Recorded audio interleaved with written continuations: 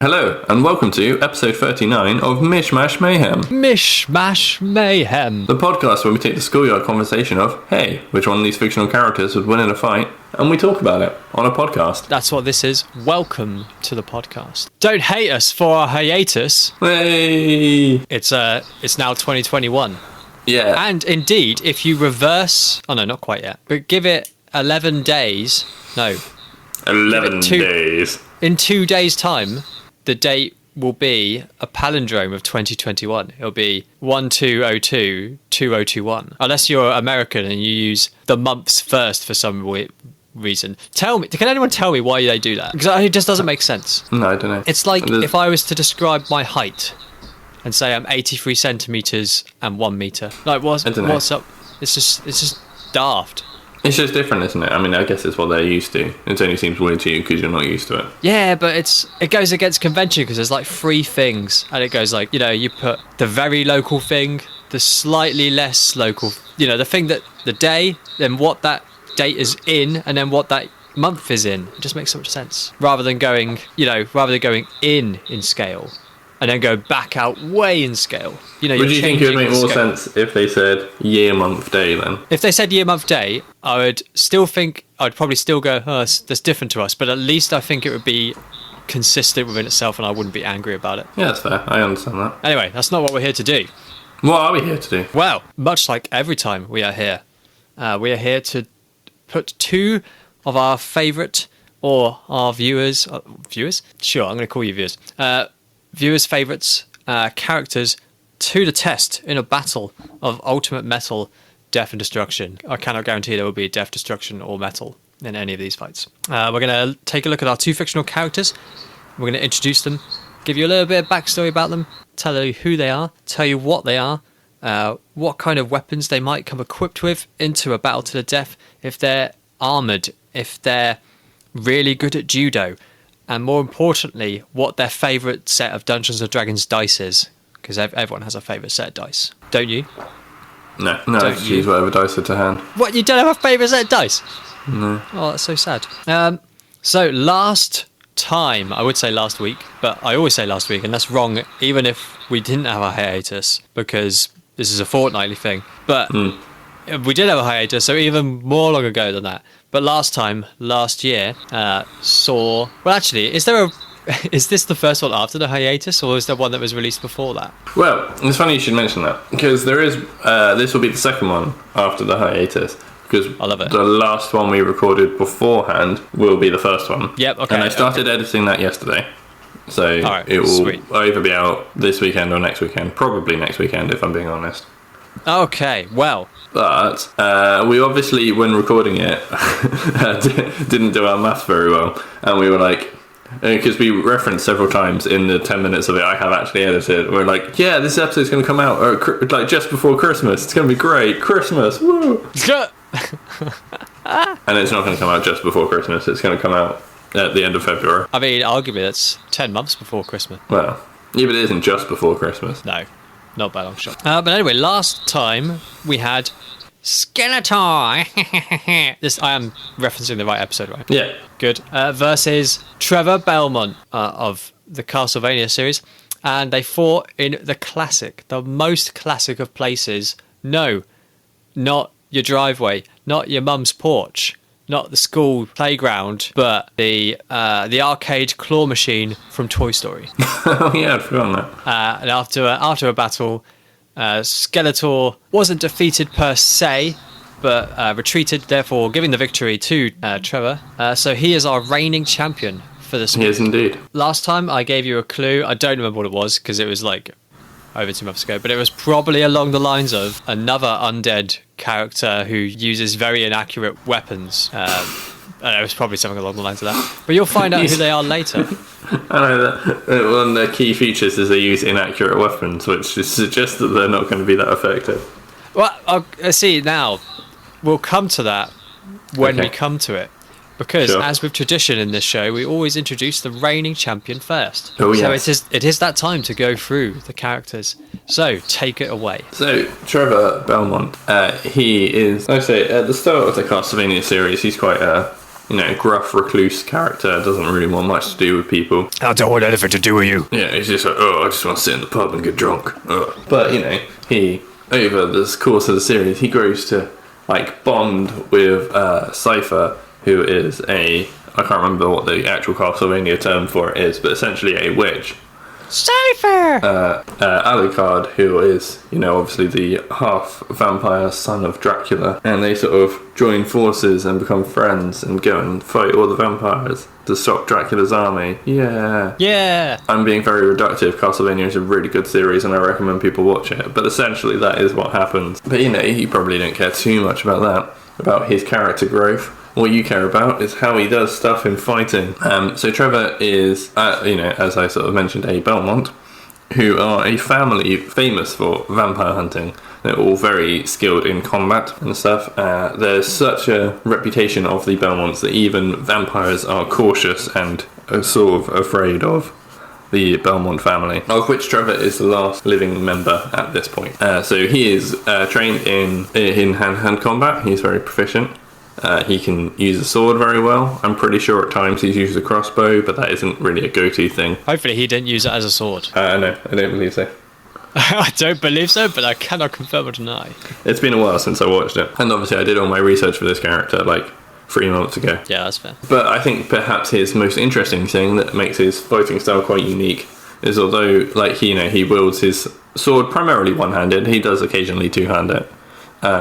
It means it allows him to use in his other hand a whip. Yeah, and I think the combined sword whip combo fighting is very cool. He tends to not use a sword if he's fighting other humans because he tends to unless they're being particularly dickish, he doesn't kill other humans. But he does use his whip to sort of choke them and stuff. Saucy boy. He's a bit Dorian Gray. Not Dorian Gray. Fuck. Who do I mean? Shades of Grey boy. Yeah, I know what you mean. I don't know his name. I haven't read it or watched it. Well, I have watched it. It's awful. Don't do it. I've heard that from everyone. I mean, even if people told me it was good, it's just not something I was interested in. Yeah. It's going to annoy me now. I can't think what his name is. It's something grey, isn't it? Yeah, it's definitely someone grey. Yeah. Is it Wankstain Grey or something? Yeah. Oh, no, that's a Dulux colour. Alright, I've googled Mr. Christian Grey. Christian Grey, that's it. But no, yeah, Wankstain Grey is just a colour of paint you can get. Wait, hang on. Yeah, no. So he fights primarily, using a sword in one hand and a whip in the other, in order to use his whip to disarm or sort of stun enemies, because he can if he can get a whip around the neck or something, he can strangle them and pacify them that way. If he can get it around an arm or leg, he can pull them off balance. Or, on a weapon, he can try and disarm them.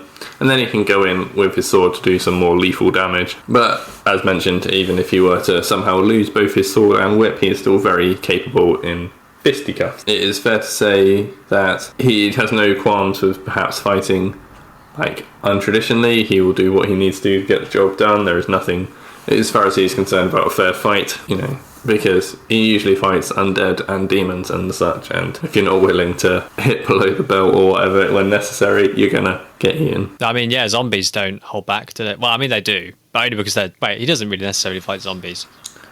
Whatever. I mean, possibly in the Castle... This is the other thing. I've not actually played the Castlevania games, so I don't know what he does in that. I'm basing this purely on the TV show. Sweet. I mean, I think there are zombies in the games. In the show, not so much. It is mainly just vampires and demons, and because a few of the vampires can create demons and stuff, and so there are monsters that aren't vampires, but I don't think any of them were zombies, off my recollection. But again, it's been a while since I watched the show. Fair chairs. I'd say it is probably reasonable to assume that comparable to a normal human, his strength is much higher. However, as far as trading blows go, he probably can't punch as hard as an actual vampire. They are supernatural and scary and such. But I would say compared to your normal human, he can probably, exert much more strength because of his main character status.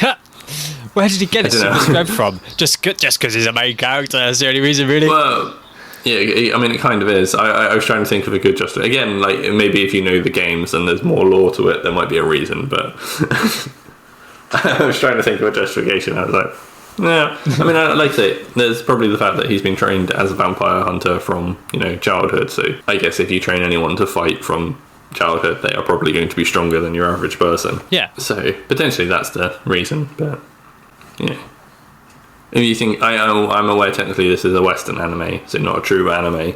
But if you think of any anime, like the main or like action sort of based anime, the main character is always ludicrously strong, often for no reason. I mean, not necessarily for no reason, but yes. But yeah, I mean that's sort of all there is to really say about him. He's very capable in a fight. He uses he does wear armor, like sort of standard, as you'd imagine, like knight armor sort of thing. I think. I'm opening that up now. I'm going to Google a picture of him. I said it and then I instantly doubted myself.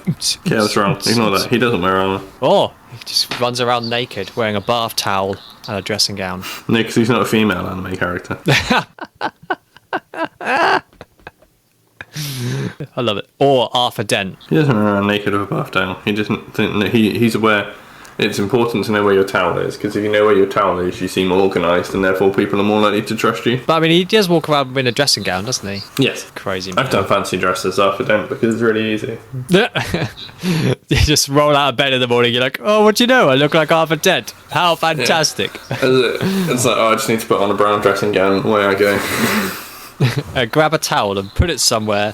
So when people ask me, wait a minute, if you're Arthur Dent, where's your towel? You go, oh yeah, it's actually over there. And then they look, and then they're like, oh, it's there. Yeah, fair enough. Because that's funnier than Arthur Dent actually having a towel on him. Is someone assuming that he has a towel on him, asking you where the towel is, and then you go, actually, it's over here. And then they go and find it, and they go, okay, yeah, fair enough, it is there. Yeah. Yeah, like, oh, it's under the car with the license plate JRV 2642 outside.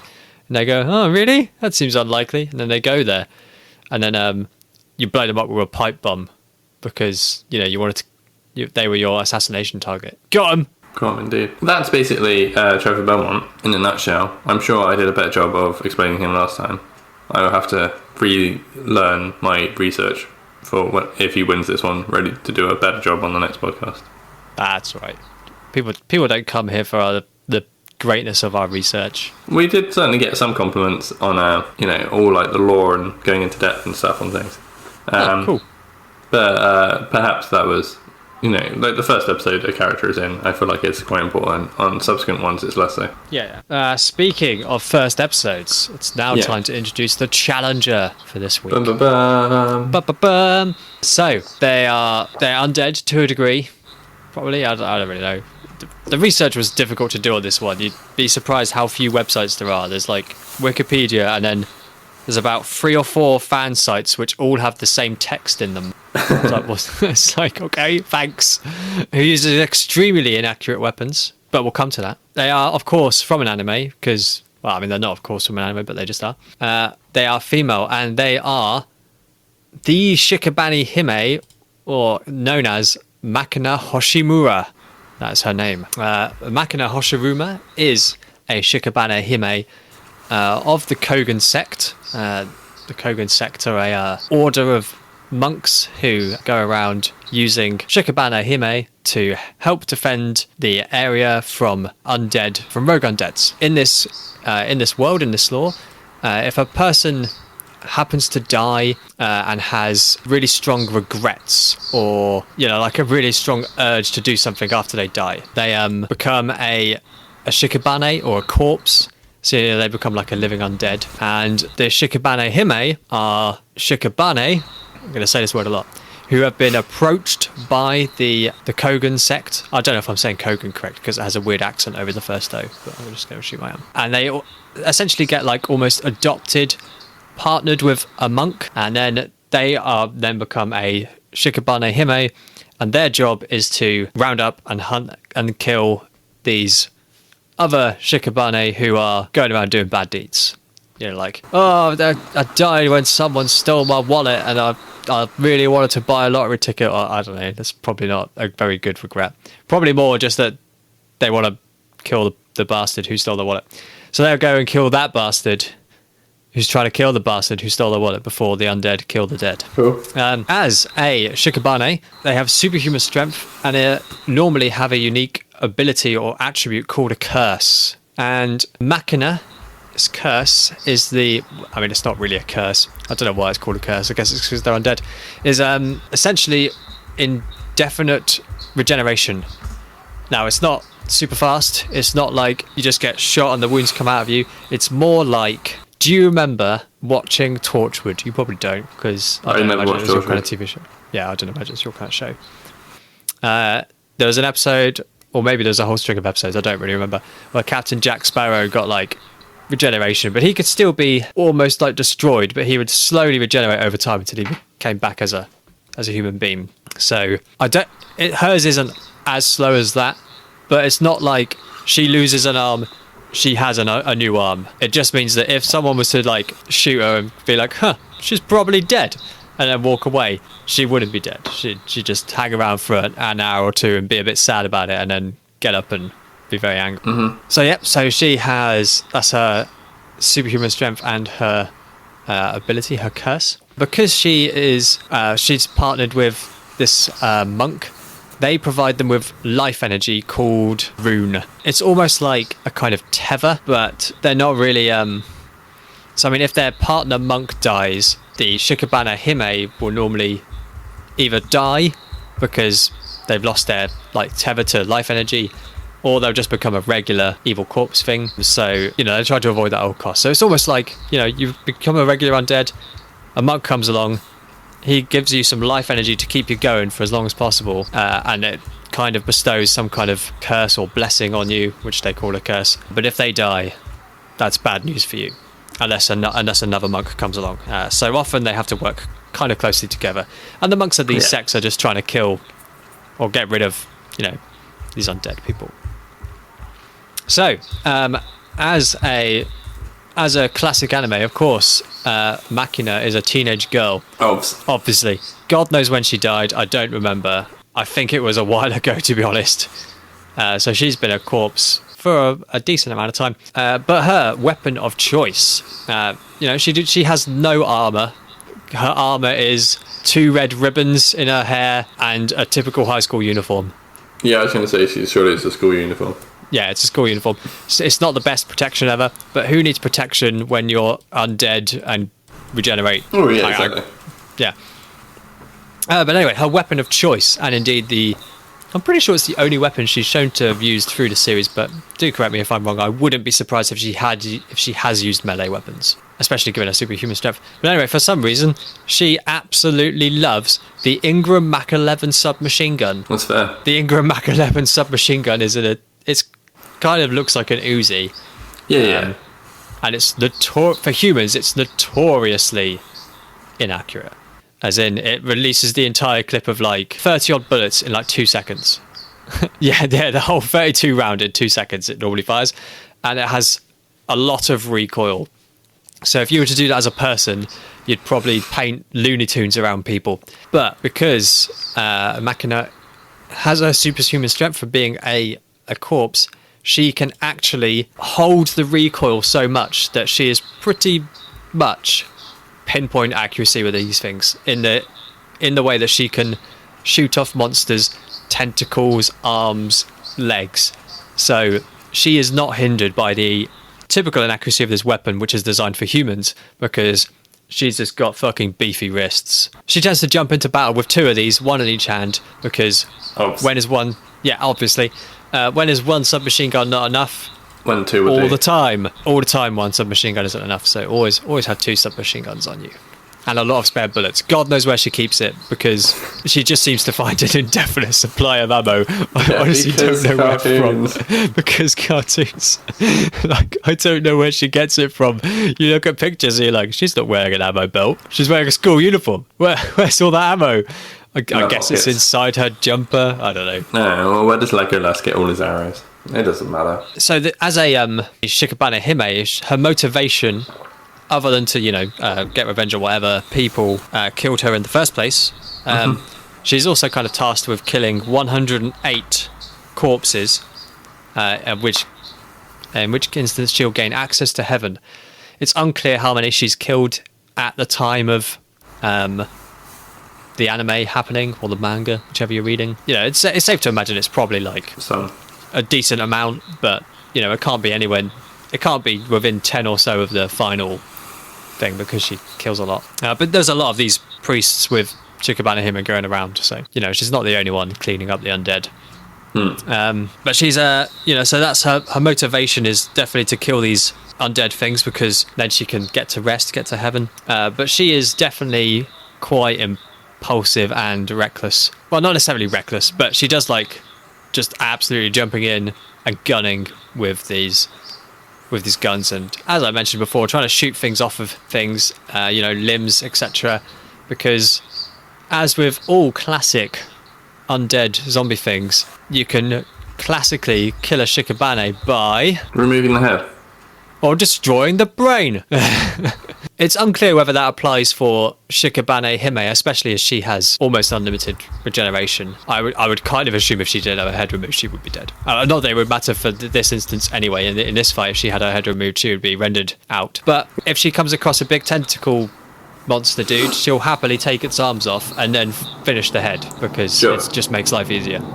So I mean, to be fair, I would imagine, due to how he's trained to fight, that Trevor would probably be quite used to going for decapitations anyway, where he's used to killing vampires. Yeah, either to caps or heart stabs. But how can you stab a teenage girl in the heart? Same way you stab everyone else in the heart. How can you stab a teenage octopus in the in the heart? An octopus has 3 hearts. Yes. So you need a trident. Yeah. Or many stabs. Oh my god, can you imagine? The octopus vampire. And then you're like a vampire hunter and you're like, I got the fucker. I staked its heart. And then they're like, but did you stake its other hearts? What? And then like from the deep, like this vampire octopus rises, like 2 lives left. Okay, I'm thinking new B-movie horror that needs to be made. Octopus vampire. Yes. Octopire? Octopire. No, Vampipus. Such a bad name. I mean, maybe Octopire would be better. I don't know. But anyway, this is a new film we need to make. Mishmash Mayhem presents Octopire. Octopire. Oh dear. No, Billy, anyway, yes. It's got more than 1 heart. What? No. And then it bites you, you become a vampire octopus. What? What? Shouldn't you just become a vampire? How would you become an octopus? I don't know. It doesn't have to make sense. It's a B-list horror movie. Yeah, that's fair. You just get extra arms. Anyway, in this combat, her monk pairing won't be coming along, but they're quite capable of acting independently. It's not as if she needs to be near them to, get energy or anything. It's just that obviously if they like to keep an eye on them and give them missions like, hey, we heard that this village has been attacked by a bastard, go beat him up or shoot him in the face with your Uzi guns. And I like to go with him, but he's not essential to accompany her, so he shall not be accompanying her. Essentially, he won't be a weak link in the equation because he wouldn't be unless he was there, and there's no reason for him to be there. Absolutely. In the upcoming fight. Cool. That is Makina Hoshimura. The intro theme's really cool. Just the intro theme. That's it. Nothing else. Maybe watch the series. I don't know. It was alright. Alright. What is the series? Shikabane Hime. Is it on Netflix? Almost certainly not. Alright. Well, I tried. I tried. So, we need to determine where our characters are going to have their fight. We do indeed. We do that by rolling the die of death.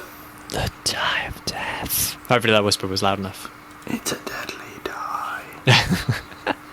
Today's fight is taking place in the Death Star trash compactor. I have some thoughts about how this is going to go already. Okay. Don't know about you. I don't know. I'm a bit concerned about guns, to be honest. I'm a bit concerned about guns. So Trevor's hanging out in a trash compactor. He's just killed a space vampire. It was great. Space vampire. Vampire. Space vampire. They suckle the space. So, he's stuck in there. He's in the trash compactor, minding his own business. How does Zombie Girl arrive? Makina. Well, I mean, realistically, the only entrance into this trash compactor, other than the exit doors, which are, they're probably shut, is down the garbage chute. Yeah. So, it makes sense that in the canon of our universe, that for some reason she's been contracted by her monk to go and kill this boy because he's been killing vampires who are like undead, and because he's been stealing all the kills, not enough of their Shikabane Hime are getting enough kills to go to heaven, so they've got to take him out. Okay, makes sense. Yeah, it makes sense, doesn't it? I didn't even need to involve bullying as much as I wanted to. I was like, you know what? Let's actually make a decent plot, something that makes sense. I know, it's weird that Mismatch Mayhem started to move away from bullying. I mean, bullying is not cool. So Bullying is not cool. You're right. Not that we ever said it was cool. I didn't mean to laugh at that, because you're right, bullying is not cool. I just wasn't expecting you to suddenly come out with it. Oh, it's funny. But yeah, I guess the main thing for her is to literally, like when you fly out a slide and you're like, "Badow!" with speed, but like into a superhero landing on a pile of debris. Yeah. Wielding two IMG Mac 10s, or whatever I called them, whatever they were. Ingram Mac 11s. Yeah. Yeah, one just of like those. Slips out the chute, superhero landing with her two Ingram Mac 11s. Yeah. Looks up and is like, all right, let's go. But she's a 16-year-old girl, so she probably sounds like, and she's Japanese. I can't do a Japanese voice. All right, let's go. That's why I don't try. Oh dear. Anyway, yes. Well. What do we have here? Young girl chooses to attack me. How very unexpected. Unexpect this. She shoots in roll credits. Thank you for joining us on this episode of Mismatch Mayhem.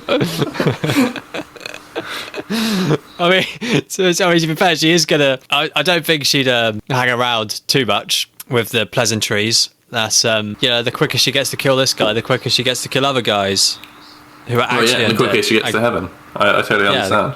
The quicker she gets her tally up. So I do believe she would probably. You see, it would annoy Trevor because he likes a good fighting quip. Likes a good fighting quip. Yes, he does, doesn't it? His anime style, I can imagine, is very much. We're in the middle of a fight. Now pause.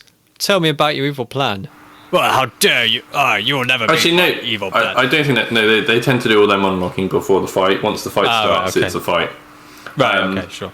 But I don't know. I mean, again, there's no it's a very much the Castlevania show is very much like a gothic thing. I wouldn't go as far as to say horror because it's not like scary. It's just vampire-y.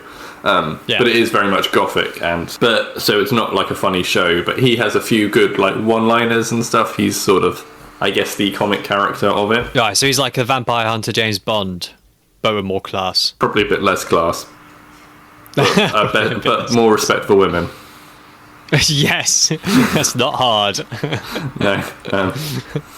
I mean, the newer ones have more respect for women, but yes, but the old ones, good God, the 60s, 70s, and 80s, get your shit together. It's not cool. Anyway, so yeah, guns up, just gonna start shooting. The trash compactor's not the biggest of spaces ever. It's not. It's not. I wouldn't be scared to say it's not much more than 4 times the size of my room. Also, I think with Trash Compactor, every now and again, you're going to have to roll a dice to see whether or not the weird alien squid thing gets involved. Yeah, if I roll a 1, it will come after Makina, and if I roll a 20, it will go after Trevor. And then if you roll anything else, the walls will can reduce slightly. Well, I mean, the walls will be reducing slightly all the time anyway. Constantly. Fuck knows what that monster's supposed to do. It just does. Yeah, okay, cool. So, if she pulls out some guns, Trevor's going to be like, oh shit. And then he's going to, I think, dramatically dive under the bullets and into the water. Yeah, sure. I mean, he's got pretty good reflexes, right? Yeah. He has, again, not like supernaturally good, but better than the average human. Yeah. I believe his reflexes were described as cat-like. Okay. I mean, Makina is used to shooting. A lot of her targets are either undead or big, weird monsters for some reason. Don't really know why. So a lot of them tend to be a bit ungainly. But she would adeptly shoot stuff off of them. But, then those kind of monsters aren't known for their agility and reactions. So if the guy, immediately go... and I could believe that he would immediately go, clock, guns, bad, yes. Cover, good, and immediately dive... that she would probably, as I've mentioned before, the entire clip can go out in 2 seconds, and she's wielding 2 guns. I would not put it past her that she unloads the complete 2 clips, following him down. Probably would get like 1 or 2 bullets might catch his leg trailing as he's diving or something, but I don't imagine she'd get any killing blows immediately from this. No, given especially as she did a superhero landing into a draw. If she just came down shooting, which would be unfair but funny, then it'd be a different story. But given that she just poof, lands, and then it's like guns, that's enough time for a superhuman hero person to try and do something about it. I mean, obviously, if it was either you or me, we'd both be dead. Yeah. So I think he would notice the sort of short burst of fire, and then it would stop. I mean, I hope he notices it. Yeah. No, but I mean, the fact that it's a short burst of fire. Yes. So he would maybe not try and swim all the way up to her, but maybe just try and see if he can stealthily underwater swim his way to a nearer piece of cover. Yeah, I mean, I'm not sure how long it takes to reload one of these guns because I have never handled a gun other than an air rifle. I'm sure if you knew what you're doing, it would only be a second or 2. Right, yeah. I don't think it's a stupid long period of time. I think it's probably, as you say, probably release, probably 2 seconds, something like that. She's well versed in it because it's pretty much all she ever uses. It's not as if she's learning this weapon. But if he's fully under the water, and that water in there is pretty murky. I mean, when Luke gets pulled under, you can't see where he is. But that's because it's full of an entire Death Star's worth of shit. Well, not even an entire Death Star, just that sector of the Death Star. Well, yeah, that's true. So she'll have an idea of where he's gone, because of the big sploosh, and then there will be some disturbance in the water above, but I don't imagine much. I imagine for the most part it would be if there was floating junk that's bulky, like big boxes or something, just a general area of disturbance in the water, seeing these things shimmy a bit.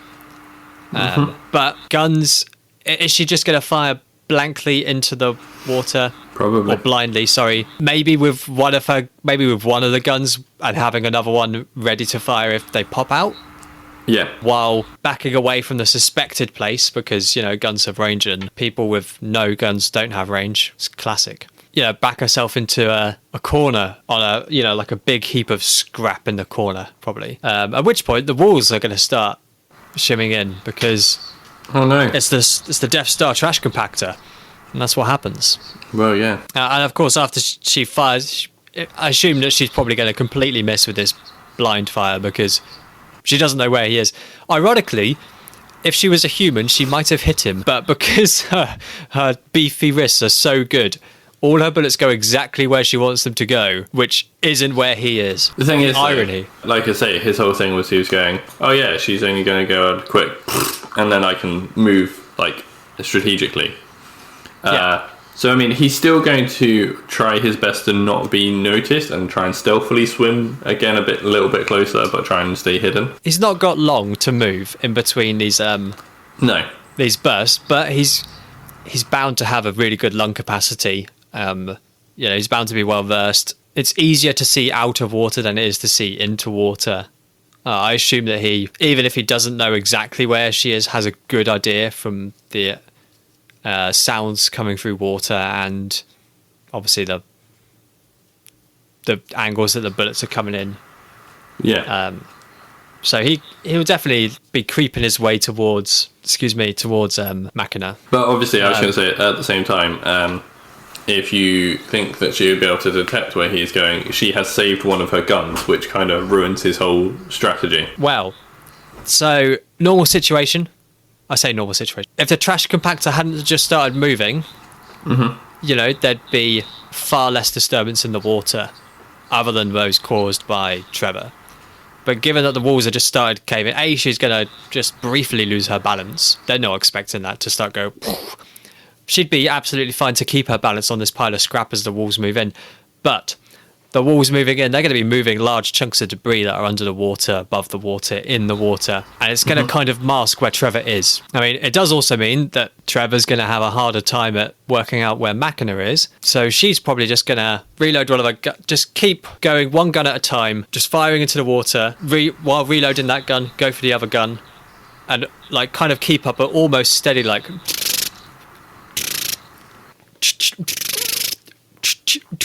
with one gun at a time at some of these spots, but she's not going to have a clear idea of where he is. Again, maybe a stray bullet might catch Trevor on his approach, but unless he bumps into anything particularly large or cumbersome, there's going to be quite a lot of masking movement. Which will work well for him, because it will allow him to sneak up easier. Yeah, I mean, his main problem is still going to be, like, he's going to be on a, bursting out the water. I don't know if you've ever tried bursting out the water quickly. It's not easy, and she's on a fairly well, she's got the high ground, as it were. I'm not saying it's very high ground. It's probably like the height of a table above the surface of the water will be like, the kind of scrap pile she's on. And of course there's things moving through the water. So he's got to make sure that he does a good job of getting out of that water and has a good idea of where she is, because otherwise he's probably going to be in trouble. Yeah, well, I think his thing is when he gets close enough, if he can get close enough and remain hidden.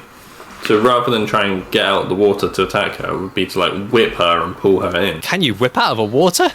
I don't know. I mean, yeah, the main thing he's going to have is locating her properly. That's going to be his biggest issue, because obviously if he misses with that whip shot, it's going to be pretty obvious where he is. Oh yeah, she'll punish him for it. Yeah, of course the trash compactors are still closing in a bit. The more they close in, the higher and the bigger the ground that Makina is on gets, because the more trash is being compacted into the same space, so it piles up. But the less distance Trevor has to travel to get to her. Yeah, I mean, I don't know what corner she's in. But yeah, essentially he's going to be running out of space, but there's more disturbance hiding him, so she's even more unsure of where he is as time goes on. Yeah. Other than until they get to like a critical point where it becomes like a valley, and she's like, well, until the water gets really smaller. So there's like a starting point where first of all there was a bit more disturbance in the water, getting less clear where he is, because A, he's had more time to move, B, there's more and more disturbance in the water.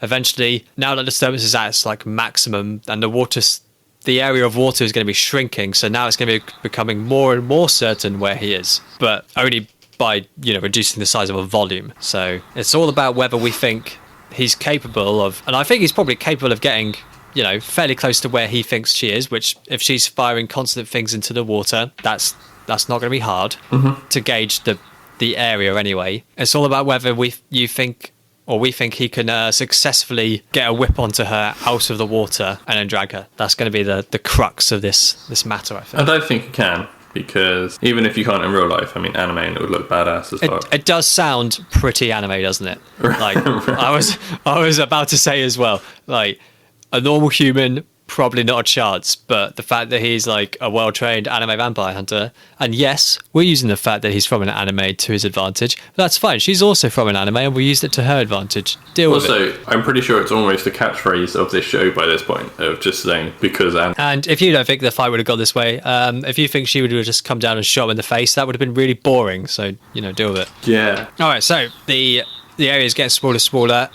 She's shooting off. Just as she starts like reloading one of her guns, this whip pops out. She notices, she sees the whip coming, but she's reloading a gun. The other gun's aiming somewhere in the water. Doesn't have enough time to pull it over before she herself is, banana peeled onto the scrap and dragged closer into the water. But does have probably enough time to just aim the gun somewhere in front of her and just shoot. Obviously the other one, she's reloading. So, and that, to be honest, probably loses the ammunition reload for that one. Probably is going to have to do a reload on it, because I don't know about you, but I imagine reloading a gun while being pulled over by a whip, it's not easy. Probably not. I wouldn't have thought so, no. Things that are not easy. 1, reloading a gun fast in a combat situation. 2, doing that while being whipped. So, I reckon that he gets his whip, starts dragging her towards him, and is he standing up as well? Is he remaining under the water, or is he trying to get some more purchase, bring her to the shoreline and go for the close combat? Well, obviously he's trying to get into close combat, but... Yeah, I would imagine he would be in the water still, but like upright. So maybe like treading water, so to speak. So like his top half would be surfaced. He wouldn't be underwater, but he'd be in the water. So essentially, he's just stood up in the water. He whips and stands up as he drags. Yeah. Yeah, okay. I don't know if her being underwater would be... I mean, I don't think he'd be able to get... I mean, he'd probably like be whipping her leg or something. Yeah, that's what I imagined was... Yeah. He was under the water, whips around her leg. As he stands up and pulls, she starts slipping down the kind of like pile of scrap. Loses the reload value of one of her guns that she's reloading. The other one, she'll probably just try and hurry it in front of her and pull. Because it's... I wouldn't be surprised if she accidentally, starts firing too early or something. And, is going to aim as in front of her as it can. As he's standing up as well, I think if he hadn't, stood up, she might have got some really decent... hits into bad places, but probably just going to get the shoulder or down the side a bit with a couple of bullets, because these rounds, they fire pretty damn quick. So I don't think all of them are going to hit. It's just going to be like a as she's going down. So I don't know which arm it hits. It kind of makes sense that it would hit the whipping arm, because she sees a whip coming out. That's where the danger would come from initially. Yep. So she's probably on the floor, on the scrap floor in front of him with two guns fully unloaded. Needs to do something about that, but equally she's probably just done a pretty bad of his whip arm. I wouldn't be surprised if he either relinquishes his whip or loses the strength to wield it properly in that arm in particular. Yeah, that would make sense. He'd probably let go of the whip as well, so it would give her freedom of movement back. Yeah, I mean, I assume he's fairly ambidextrous to some degree, because why wouldn't you be? But I mean, at this point, Makina's thing would be to, when people are on the floor and they're doing that kind of kicky scramble, in the films when people are running away from dinosaurs and things, getting eaten by them. Yeah. She's probably got to try and do that. Maybe try and get a kick in the face as well, so she can get a little bit of distance while she's trying to reload one of her guns, because obviously at the minute now while she's being whipped, she lost the reload ability of one, so both her guns are empty at the minute. So that's got to be her game plan, is to try and kick him, get a bit of time and gain a little bit of space, because at the end of the day she knows that if he cuts off, if he hacks and cuts off her legs or something, just part of her legs, that's not the end of the world if she kills him, because she will regenerate that. Sure. Makes sense. I mean, he's lost the use of his, right arm. I could be left, I don't know. One of his arms, his whipping arm. One of his arms. He would probably try and go for a sword attack of some sort. He'd try and move closer as he could. In doing so, go for some sort of lunging stab to try and do as much damage as he could, because he doesn't know she's going to regenerate. I mean, I don't think he'd necessarily try and hack her leg off, but maybe if he could get his sword in her, he could even just use it as leverage to pull himself closer to her, or pull her closer to him. Yeah, okay. So I mean, I kind of imagine that she's just been whipped out. He's just had his arm. She boots him in the face as he goes to swing with his sword, and maybe the first one, he just gets but then he as she scrabbles back, he swings and does a catches a miss in the scrap, and then gets another one catches part of her leg or something while she's scrabbling and trying to reload, and then goes for this a thrust, you said. Yeah, I mean, if he can just I know he can only reach her leg, but if he can just sort of stab down into her, he can then essentially drag her back via the sword in her leg. Yeah, okay. So and then he goes for less of a thrust and more of a classic murderous stab. Yeah, probably into the same leg that he just hit, because that one's going to be, whatever, while she's trying to scrabble. At this point, I imagine she manages to probably, she can't reload both her guns at... Well, she probably could reload both her guns at once if she was in a upright, not scrabbling on a massive pile of scrap that's being moved by a closing wall scenario.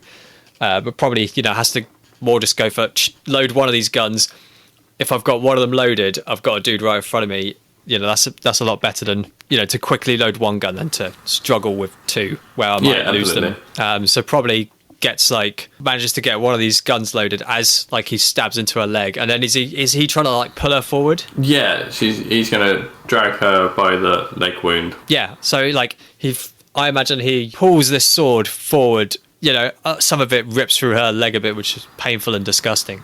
and it like spews some scraps to the side. But I can imagine him looking up into the barrel of a Ingram Mach 11 machine gun. Can I ask you one question though? You can ask me one question. Will guns still work? Because it relies on sparks and gunpowder, and it has been underwater. I don't think it did go underwater.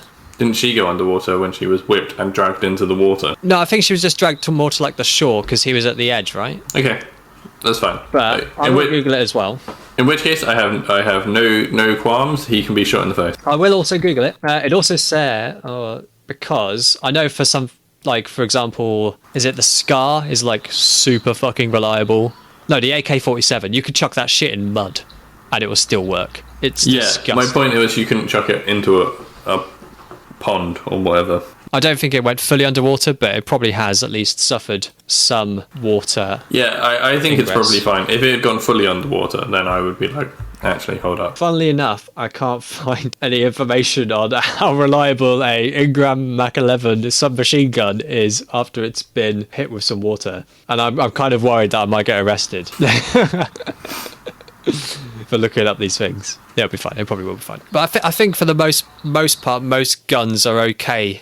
Because, it's it creates a spark with the hammer that hits the metal and ignites the I was going to say, I've just Googled will guns work after they've been submerged in water.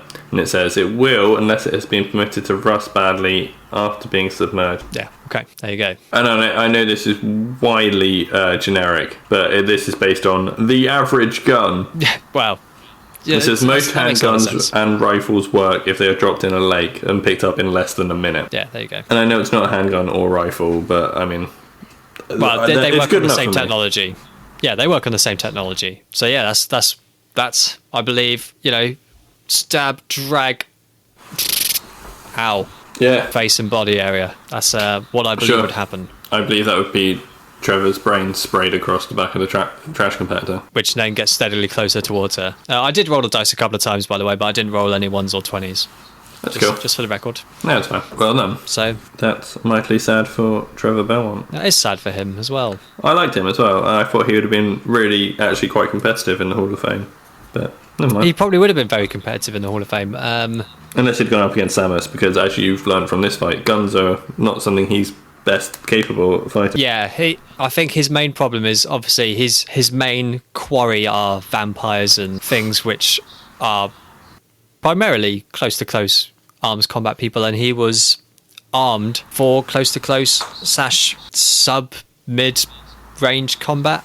Yeah. And had Makina been a regular person using these guns, I reckon he probably would have won that fight.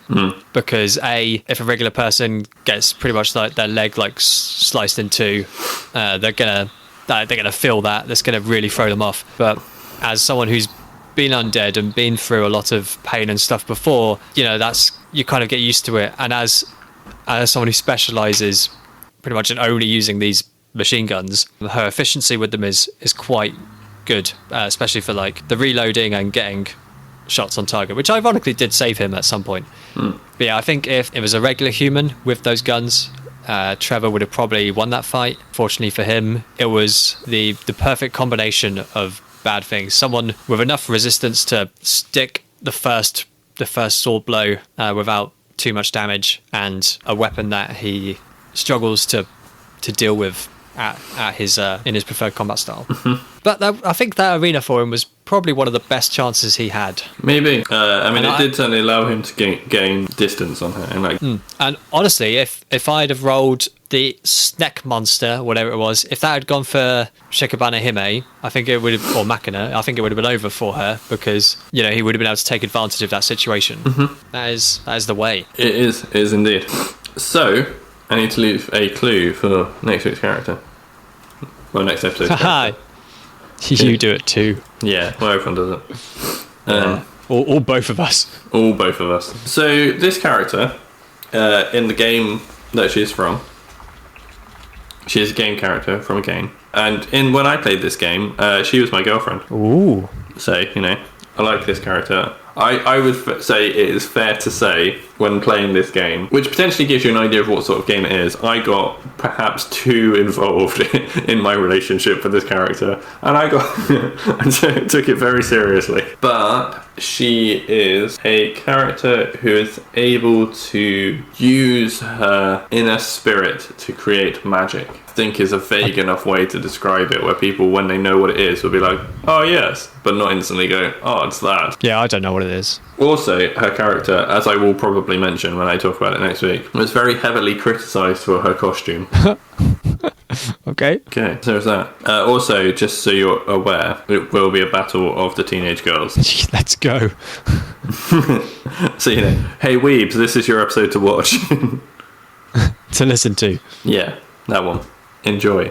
Yeah, so that's that. Happy days. Yeah. Sunday, Monday. Sunday, Monday. Happy days.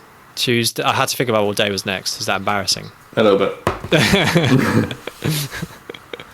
Tuesday, Wednesday, happy days. So obviously, if you want to tell us how that fight would have gone, then you can do that by contacting us. You can email us at podcastmmm@tinkertailorsoldiersponge.com. You can also contact us on the Twitter if you want to suggest any fighters to take place in the fighting, or places for the fight to take place. You can do that by we are found on Twitter at podcastmmm. It's exciting. Come say hi. Hello, Mr. Wade. Any final thoughts for the day? So recently, this will date this episode quite well. That's the way it was recorded. I can date this episode perfectly by saying, guys, it's the 10th of February. This Friday is Chinese New Year. This Sunday is Valentine's Day, and next Tuesday is Pancake Day. Wow, that's a lot of days. Okay, so there's an image going around a lot on the internet of baked beans on Weetabix. Yes. Yes, so you've seen it too. What are your thoughts? It's pretty grim, isn't it? It's outrageous. Like, don't get me wrong, I like Weetabix, even though it's bland as shit. But I have the Weetabix chocolate minis, which have chocolate in it, makes them less bland. When I went through my Weetabix phase, I tended to have the big chocolate Weetabix. I tend to go for the smaller ones. I just prefer them. It means that, I can mix the bowl of cereal around and keep turning them over so none of them get too soggy while I'm eating them. Sure, well, this is going to be my next thing. So never mind beans on Weetabix. Actually, this is something I was talking to someone at work about the other day. What's your thoughts on dry Weetabix? Well, I know as a kid I used to eat dry Weetabix under the table. However, I would not do it now. I would eat it at the table. No. Yeah, because well, not necessarily if I was having it for breakfast, but I would sometimes have dry Weetabix as a snack, just like a biscuit. Hey, if you're eating it as a snack, I'd say okay. Just have, 7 gallons of water ready with you. For breakfast, no. Yeah, I mean, if you want to eat it dry, you bloody eat it dry. Some people eat it with like yogurt. Yogurt doesn't really penetrate it very much. It's more like eating yogurt and dry Weetabix. I think as long as you have some liquid with it, you're fine. There's nothing wrong with that. It doesn't change it changes a little bit of the taste of it. But I wouldn't do it myself. Would I tell someone they were a sinner if they told me they ate dry Weetabix? No, I wouldn't. Fair enough. If they told me they ate Weetabix with baked beans on, I'd tell them they're a fucking monster. They should get out. You see, the thing is, one of the various people I know, like a person, like an acquaintance of a person I know, puts a lot of weird beans pictures online. Right. So me going, oh look, Weetabix with beans on, it doesn't bother me that much because I've seen beans in much weirder places. I've seen beans in weirder places. I've seen beans. You wouldn't believe. How does the thing go? You know the one I'm on about. No. You don't? It's from Blade. Is it from Blade Runner? Yeah, Blade Runner's monologue. Except they're going to replace things with beans. Yeah, here we go. I've seen beans. Seen places you people would never... No, how does it go? Oh my god. I've seen beans you people wouldn't believe. Attack ships on fire off the shoulder of Orion. I watched sea beans glitter in the dark near the Townhauser Gate. All those moments will be lost in beans, like beans in beans. Time to die. It's like finding beans in a beanstalk. Yeah, I didn't do it anywhere near as good a justice as Rutger Hauer does that, but I just liked to imagine I've seen beans you people wouldn't believe. As a hilarious intro to that. Right, well, on that note, bye. See you all late. No, wait, it's catch you all late. Bugger. Join Mike and Tom for nerdy conversation with a multitude of guests on Hat of Many Things. Say hi, guys. Hi, guys. Hello. I'm Mark, a librarian and professional wrestling ring announcer. Cast League of Legends. Soteros Philbrucato, best known for my work with White Wolf and Onyx Path Publishing on the World of Darkness. Hi, I'm Jason Carl. I'm the producer of V5 at White Wolf. Yeah, my name is Johanna Pettersson. I'm a Finnish game designer.